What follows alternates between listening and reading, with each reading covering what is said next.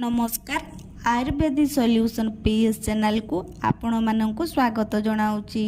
आजिकाली अल्प बयसरू समस्त को बात जोगु आंठु गंठी रोग बाहर आज आसतु जानिबा घरोई उपचार द्वारा आंठु गंठी रोगरू आरोग्य हेबा।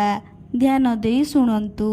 गुआ घीओ को 250 ml चूल्ही रे बसाई गरम करी सेतिरे हरिड़ा चूर्ण 250 ग्राम और सौंदर्य लवण 250 ग्राम पकाइबे।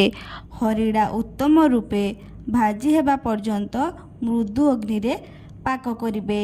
प्रतिदिन सकाळे 5 ग्राम लेखाएं खाइबे।